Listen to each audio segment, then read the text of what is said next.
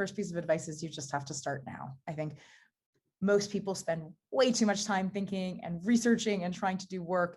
The cost of starting a business has fallen so dramatically, right? To buy a domain, to set up payments, to set up a website, it's so easy.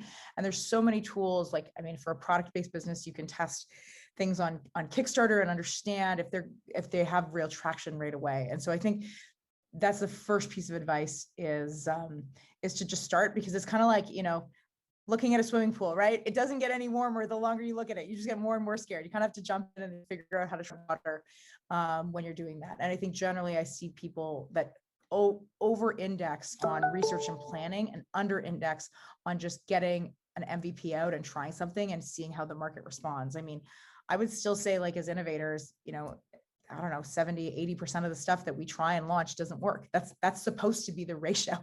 And so that means that shots on goal make an incredible difference in terms of how many times you are trying to do different things.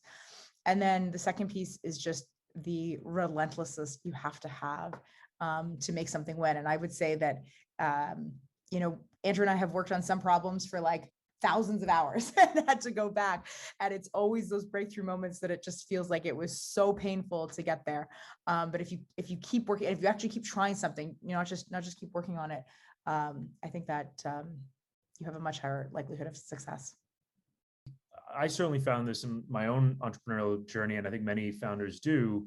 You feel like you're waiting for sort of this epiphany. So similar to how Michele was saying, you read about, you hear, interviews and podcasts, you read about articles of successful, quote unquote, successful entrepreneurs. And you say, okay, well, they must have figured something out, and I'm waiting for my moment to figure that out before I can actually go in. And the reality is we haven't figured it out, right? We're trying things every day.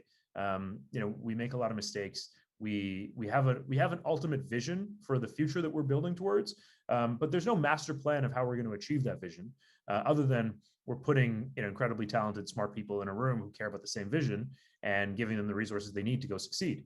But it's not like we woke up one day with a perfect blueprint of, here are the few steps and here's the 5-year plan.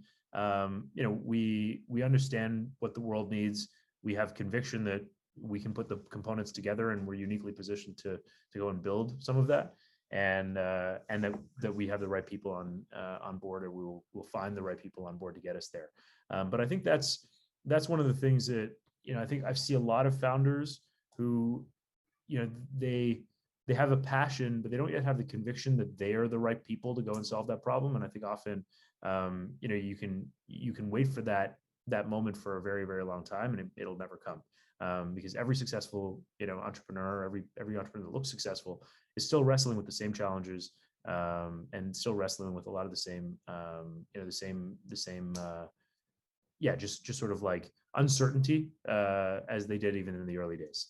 It feels for us like there's more work to do today, now that we're a $2 billion company and 6 years in, than there was, in the founding months of the company. It felt like it was much more straightforward in the early days. So, because nothing was working. So we're like, shoot, if this experiment doesn't work, we don't have a company tomorrow.